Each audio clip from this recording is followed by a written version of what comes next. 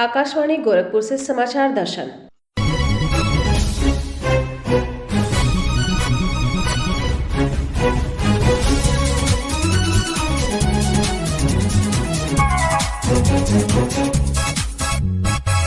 इस अंक में सुगम्य भारत अभियान,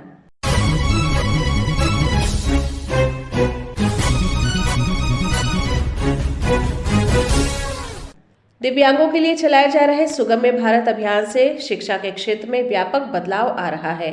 इस बदलाव को लेकर जब हमारे संवाददाता सुशील चंद्र तिवारी ने शकुंतला मिश्रा राष्ट्रीय पुनर्वास विश्वविद्यालय के कुलपति प्रोफेसर संजय सिंह से बातचीत की तो उन्होंने अभियान के विभिन्न पहलुओं पर विस्तार से चर्चा की और उससे होने वाले बदलाव के बारे में बताया।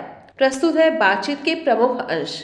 दिव्यांगों के लिए केंद्रीय सरकार ने विभिन्न योजनाओं की शुरुआत की, उनको एक विशेष सम्मानजनक नाम दिया और वो 9 साल पहले जो सुगम्य भारत अभियान शुरू किया गया, जिसके तहत दिव्यांगों को जीवन के हर क्षेत्र में विशेष तौर पर अभियान चलाकर उन्हें सुविधाओं, योजनाओं और एक सम्मान दिलाने का प्रयास शुरू किया गया। विश्व दिव्यांगजन दिवस के मौके पर उनको सम्मान देने की एक बड़ी परंपरा शुरू हुई। किस तरीके से शिक्षा के क्षेत्र में ये बदलाव हो रहा है, इस पर बात करने के लिए शकुंतला पुनर्वास विश्वविद्यालय के कुलपति प्रोफेसर संजय सिंह जी हमारे साथ हैं। सर, आकाशवाणी समाचार लखनऊ के कार्यक्रम में आपका बहुत बहुत स्वागत है। धन्यवाद। ये जो सरकार का सुगम्य भारत अभियान था, जिसके तहत दिव्यांग लोगों को मुख्य धारा के साथ जोड़ने की, उन्हें सम्मान देने की और उन्हें योजनाओं का लाभ देने की शुरुआत हुई, इसको आप किस नजरिए से देखते हैं?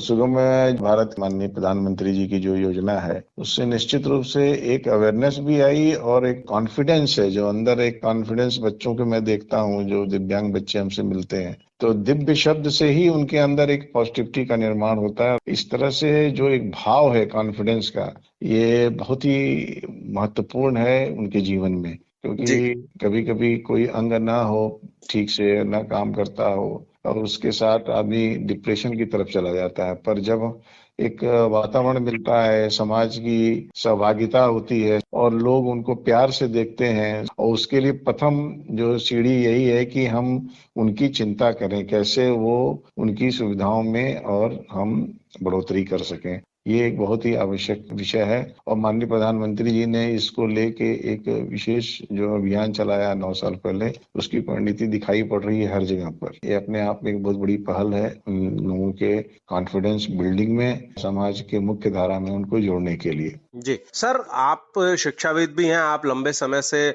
छात्रों को देख रहे हैं, शिक्षा के माहौल को देख रहे हैं। पिछले 10 सालों में हमने एक बड़ा बदलाव जो महसूस किया है, आप देखें कि आईएएस की परीक्षा हो, किसी और अन्य बड़ी परीक्षाएं हो, उनमें बड़ी संख्या में जो दिव्यांग छात्र हैं वो न केवल सफल हो रहे हैं बल्कि वो अच्छी रैंकिंग ला रहे हैं। तो इसके कई उदाहरण हमारे पास हैं। शिक्षा के क्षेत्र में पिछले 10 सालों में विशेष तौर पर जिस तरीके से एक्सेसिबिलिटी बढ़ी है, जिस तरीके से प्रोत्साहन बढ़ा है, आप क्या बदलाव देख रहे हैं? जो हमारे दिव्यांग विद्यार्थी हैं, उनके मन के अंदर एक ललक है, कुछ भी कर सकने के लिए वो चाहते हैं कि हम मुख्य धारा में हम कैसे भी अपनी मेहनत से आगे बढ़ सकें। अब उनकी जो बाधाएं हैं, उन बाधाओं को दूर करना हम सबका दायित्व है। हम सब प्रयास करते हैं कि कैसे भी उनकी जो भी पढ़ाई में जो दिक्कतें आ रही हैं उसको दूर किया जाए। अब उसके 2 विषय जो हम समझते हैं होना चाहिए, खासकर जब हम हायर एजुकेशन के बारे में बात करते हैं। एक तो एक्सेसिबिलिटी बढ़ाने के लिए हमको असिस्टिव टेक्नोलॉजीज का प्रयोग करना पड़ेगा और उसके माध्यम से काफी चीजें चेंज हो रही हैं। जो ब्लाइंड बच्चे हैं, जैसे मैं मोबाइल चलाता हूँ, मुझसे भी तेज गति से वो मोबाइल चलाते हैं।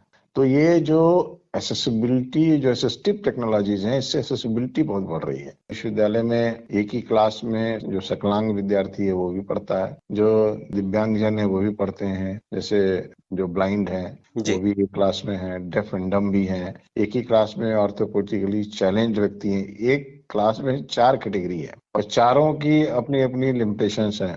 ये बात मैं जानना चाह रहा था सर आपसे, क्योंकि आपका विश्वविद्यालय देश में कुछ ऐसे चुनिंदा विश्वविद्यालयों में शामिल है मुख्यतः जिनका फोकस, जिनका मूल उद्देश्य जो है दिव्यांगों को उच्च शिक्षा, बेहतर शिक्षा और बेहतर मौके उपलब्ध कराना है। तो मैं आपसे जानना चाह रहा था कि दिव्यांगों के लिए किस प्रकार के नवाचार आपके यहाँ हो। जैसे हमने देखा कि बनारस में क्रिकेट मैच कराया गया दिव्यांगों का, इस तरीके के कुछ अनूठे इनिशिएटिव भी लिए गए। तो हम जानना चाह रहे थे कि आपके विश्वविद्यालय में ऐसी क्या खास चीजें हैं जिससे दिव्यांगों को सामान्य जीवन जीने, सामान्य लोगों की तरह पढ़ने और मौके हासिल करने में मदद मिल रही है? और क्या नवाचार किया है आपने सर?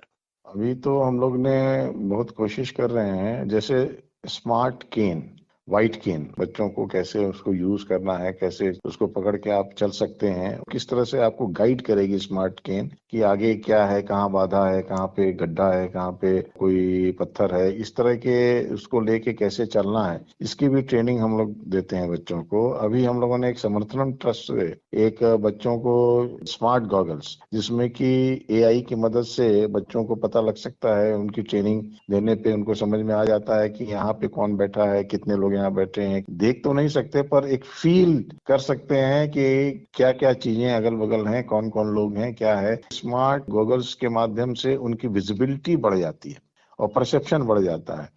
और कंप्यूटर के माध्यम से उनको सिखाया जा रहा है लैपटॉप कैसे यूज करना है, ब्रेल के माध्यम से पुस्तकें उनको दी जा रही हैं। इस तरह के नए नए नवाचार करने का प्रयास हो रहा है। अभी हम लोगों ने बहुत से ऐसे फील्ड्स को आइडेंटिफाई किया है जहाँ पे कि हम असिस्टिव टेक्नोलॉजीज के माध्यम से उनके जीवन को और सुगम्य बना सकते हैं। दूसरा तो ये है कि डिसेबिलिटी को कैसे कम किया जाए, डिसेबिलिटी के जो बायोलॉजिकल फैक्टर्स हैं उस पे कैसे स्टडी की जाए, बायोलॉजिकल इंटरवेंशन से जो आनुवांशिक जो जेनेटिक ट्रांसफर है इसको कैसे कम किया जाए, इस पे किस तरह से हम अपने रिसर्च के माध्यम से इस पे रोक लगा सकते हैं, कौन कौन से एसेसेबल फैक्टर्स हैं, जो कौन कौन से ऐसे पॉजिटिव फैक्टर्स हैं जिनके कारण डिसेबिलिटी में बढ़ोतरी हो रही है और उसको कम कैसे किया जाए। तो बायोलॉजिकल फैक्टर्स को भी हम एक तरीके से कैसे कंट्रोल करें, उस पर कैसे हम लगाम लगा सकें, जिससे आने वाली जनरेशन में ये डिसेबिलिटी फैक्टर्स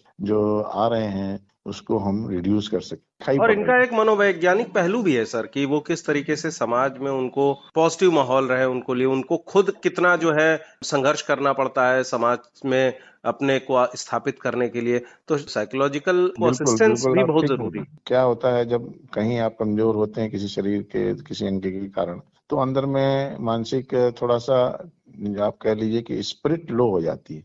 उस स्पिरिट को बढ़ाने का काम करना, उनके अंदर जो प्रतिभा छुपी है उस प्रतिभा को कैसे हम सामने ले आए, इस पे हमको काम करना पड़ेगा। तो उसके लिए हम सबको देखना पड़ेगा कि कौन व्यक्ति, जैसे आपको बताएं हमारे विश्वविद्यालय में अभी हमने संगीत का भी एक विभाग शुरू किया और योग का भी विभाग शुरू किए। योग भी हमारे जो दिव्यांग बच्चे हैं वो भी करते हैं।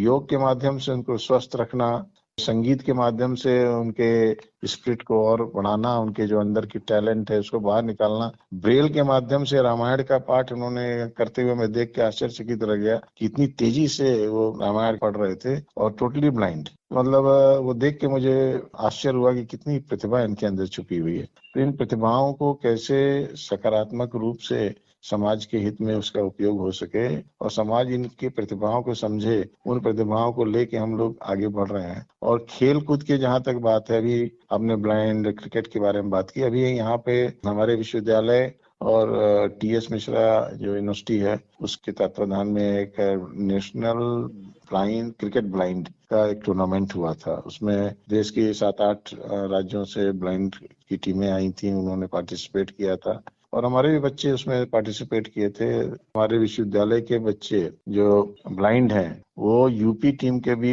सदस्य हैं, जो यूपी ब्लाइंड टीम है। और यही नहीं, ऑर्थोपेडिकली चैलेंज्ड जो हमारे विद्यार्थी हैं वो पैरा ओलंपिक्स तक में रिप्रेजेंटेशन किए हैं, नेशनल गेम्स और इंटरनेशनल कई गेम्स में पदक उन्होंने प्राप्त किए हैं। तो इस तरह से जो योग, संगीत, खेल, इस तरह के वातावरण क्रिएट कर रहे हैं जहां से बच्चों को अपने स्पिरिट को ऊंचा रखने में मदद मिले, संघर्ष करने की क्षमता है और आगे बढ़ने का हौसला हमेशा बना रहे। ये एक तरीके से हम लोग अपने विश्वविद्यालय के माध्यम से देने का प्रयास कर रहे हैं। सर, आपका बहुत ही महती प्रयास है और अवश्य इसके परिणाम सामने आएंगे। आपने जो सुगम्य योजना है उसका किस तरीके से दिव्यांगों पर प्रभाव पड़ा, इस अभियान के तहत जो सुविधाएं उन्हें मिली, खास तौर पर आपके विश्वविद्यालय ने कैसा कैसा नवाचार किया और शिक्षा के क्षेत्र में किस तरीके से जो दिव्यांग छात्र हैं वो अपनी धमक दिखा रहे हैं, इन सभी विषयों पर आकाशवाणी समाचार लखनऊ के साथ आपने विस्तार से बातचीत की। आपका बहुत बहुत धन्यवाद सर।